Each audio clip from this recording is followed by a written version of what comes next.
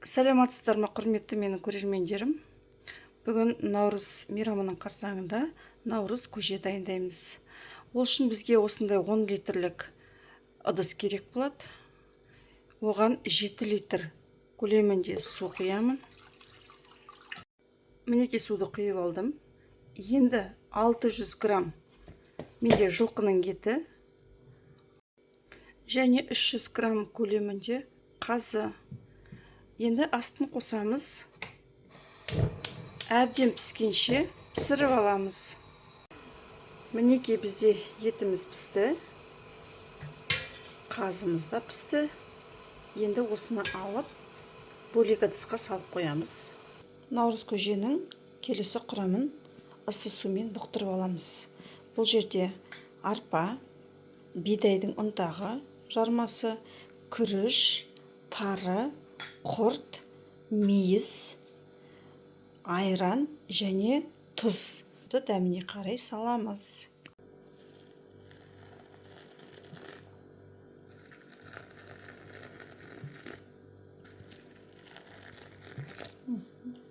Алдын ала жармалардың барлығын жуып алдым. Енді ыссы суға салып бұқтырып қойып жатырмын. Ал енді құртымызды жаңағы етіміз бен қазымыз піскен сорпадан құйып бұқтырып қоямыз. Оны да бір сағатқа қоямыз. Арпамызды, бидайдың жармасын және күрішіміздің суларын төгіп қазанымызға салып біріктіріп қайнатамыз. Сорпамыз мінекей қайнап жатыр. Енді осыған арпамызды салып қайнатамыз. Одан кейін мінекей жармамызды саламыз. Одан кейін мінекей күрішімізді саламыз. Мінекей үшеуін біріктірдік. Енді осыны жақсылап қайнатып аламыз. Енді мінекей жармамыз пісіп жатқан уақытта жаңа сорпаға құртты салып қойдық қой. Сол құртымызды жайлап езіп дайындаймыз.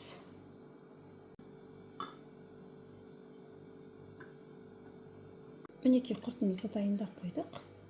Мінекей жаңа піскен етімізді уақтап тұрып әзірлеп қойайық.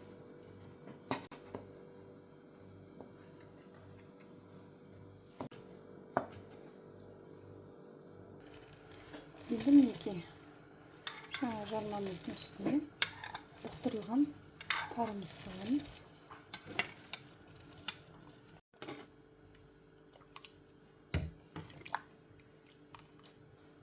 Жіберейік кішкене.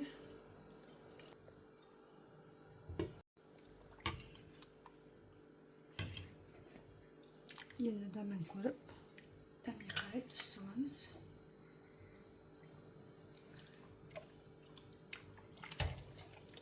Мінекей көжеміз қайнады. Енді астын сөндіріп, 1-2 сағат тындырып қоямыз. Жаңағы піскен етімізді саламыз.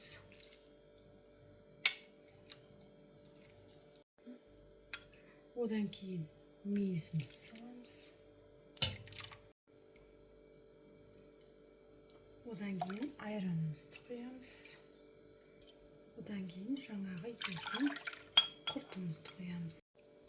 Енді жақсылап араластырып, әбден суығанша салқын жерге қоямыз.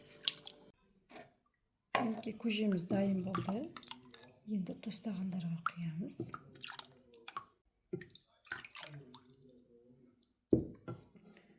Дайын болды. Енді піскен қазымыздан әр тостағанға біреуден немесе екеуден салып ұсынамыз. Асыңыз дәмді болсын. Пісіріп көріңіздер, дәмін татыңыздар.